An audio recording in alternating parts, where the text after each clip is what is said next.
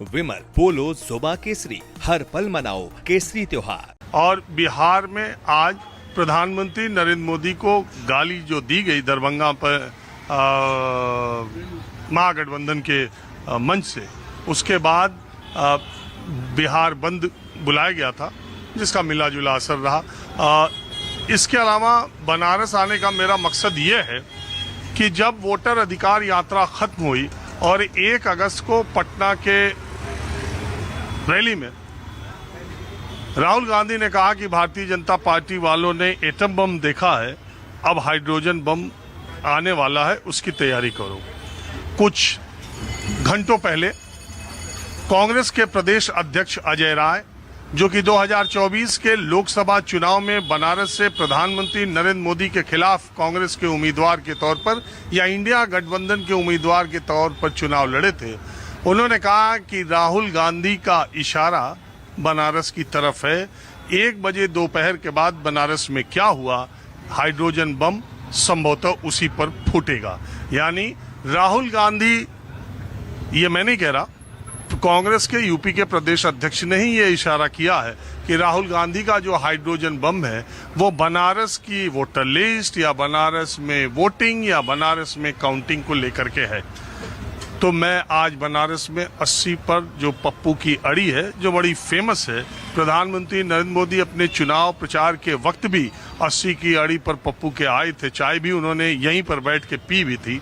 और यहाँ पर सियासत या बनारसी ठेठ अंदाज आपको देखना हो तो 80 के घाट और 80 के इर्द गिर्द आपको मिल जाता है। तो बिल्कुल आम लोगों से ये चर्चा करने के लिए, पहली बात कि प्रधानमंत्री को दी गई गाली पर बिहार बनारस वालों का क्या सोचना है, काशी का सांसद यहाँ के, और दूसरी बात यह हाइड्रोजन बम की बात एक शिगुफा छोड़ा है राहुल गांधी ने, या उसका कोई असर या उसका कोई इंतजार बनारस वालों को है। सबसे पहले आप ही से चर्चा की शुरुआत करता हूँ।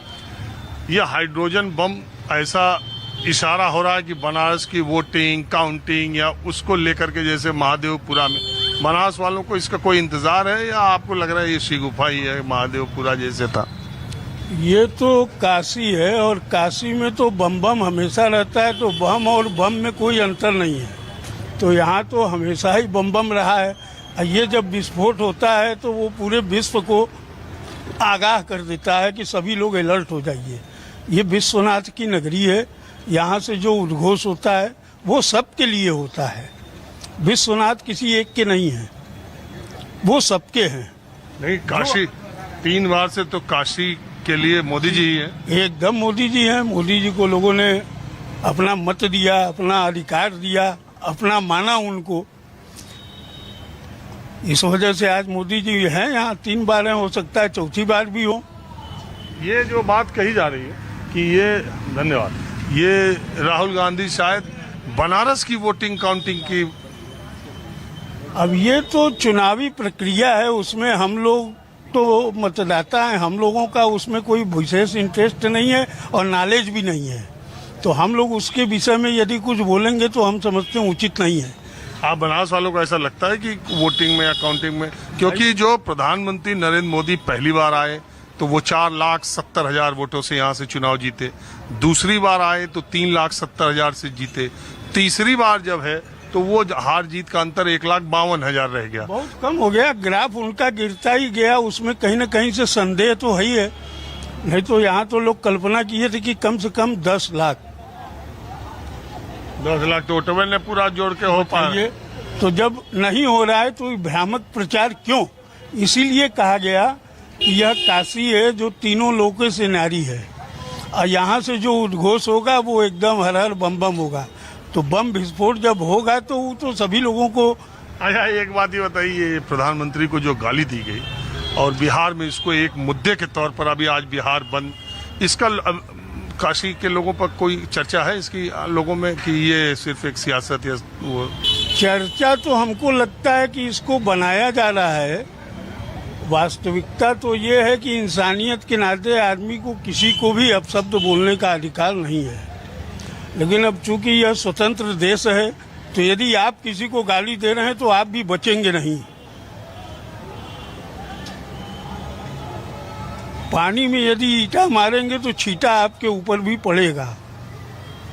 ये 100% गारंटी के साथ कह रहा हूँ, क्योंकि लोग कहते हैं कि बिसरी बात बिसारिए, तो बिसरी बात को कैसे बिसार देंगे। दर्द तो होता ही है, किसी का अंग भंग हुआ है तो आज नहीं तो कल वो अपनी व्यथा इनसे है उनसे है कहेगा। लोग हाल चाल पूछते हैं, का गुरु का हाल हो, कहे ठीक हो, थोड़ा बहुत अभी दर्द हो। तो वो जो दर्द हो ना, वो दर्द जब दिखाई देला तो फिर ओकर रिजल्ट सामने आवला। हम प्रधानमंत्री को गाली दी गई 27 अगस्त को, जब वो विदेश से लौटे, उन्होंने जब अपनी भावनाओं का इजहार किया। भाई गाली दिया गया तो जिसको गाली दिया गया या जिसने गाली दिया पहले तो उसको हाजिर होना चाहिए। और तो जिसने गाली दिया उसको अरेस्ट कर लिया गया तो उसको तुरंत सजा दीजिए, ताकि भविष्य में कोई इस प्रकार का कृत्य न करे, वो किसी भी पार्टी का हो। हाँ, ये बात सही है, गाली का किसी भी जगह कोई स्थान नहीं होना चाहिए। अब आप मुझे बताइए, राहुल गांधी हाइड्रोजन बम का मसला लेकर के 1 अगस्त को बिहार पटना से निकले। कहा यह जा रहा है कि बिहार चुनाव की घोषणा से पहले जिस तरह से महादेवपुरा को उन्होंने एटम बम नाम दिया, उसका खुलासा तो उन्होंने किया, चुनाव आयोग ने कहा कि कुछ नहीं, मिसलीडिंग है, और नहीं तो आप शपथ पत्र दीजिए, बात वहीं खत्म हो गई। न चुनाव आयोग ने उनकी बातों का सिलसिलेवार तरीके से वो दिया। बीजेपी ने उल्टे और भी लगा दिया आरोप कि यहाँ अभी चुनाव गड़बड़ी सब। आपको लगता है जो हाइड्रोजन बम करके गए थे वो बनारस के बारे में अगर कुछ ऐसा वो करते तो उसका कोई लोग संज्ञान लेंगे, गंभीरता रहेंगे? क्या आपके दिमाग में आता है? जरूर संज्ञान लेंगे। यहाँ के लोग बहुत ज्यादा संवेदनशील हैं, और जो कहा जा रहा है कि धांधली हुई क्या हुई, हालांकि इलेक्ट्रॉनिक एरर के लिए कोई दोषी नहीं है। इसको कोर्ट भी मानता है, सुप्रीम कोर्ट तक कह चुका है कि इलेक्ट्रॉनिक एरर के लिए कोई दोषी नहीं है। अगर कोई गलती है तो इलेक्ट्रॉनिक एरर के लिए क्लेम नहीं किया जा सकता है। नहीं, हम दूसरा सवाल पूछ रहे हैं, क्या बनारस के लोगों को लगता है कि किन्हीं भी परिस्थितियों में प्रधानमंत्री नरेंद्र मोदी के हार का अंतर इससे कम भी हो सकता था, या किन्हीं भी परिस्थितियों में भारतीय जनता पार्टी का कोई कैंडिडेट यहाँ मैदान हार भी सकता? प्रधानमंत्री की बात ही अलग है। नहीं, ये क्षेत्र ऐसा है कि यहाँ पे एक ही 2 बार गैर भाजपाई जीता है, हमेशा से भाजपा जीता है। हमेशा से नहीं, 1991 से। हाँ, 1991 से। हाँ, उसके पहले तो था ही नहीं। 1-2 की संख्या में थे लोग, लेकिन 1991 के बाद 1991 से बीजेपी हमेशा जीती।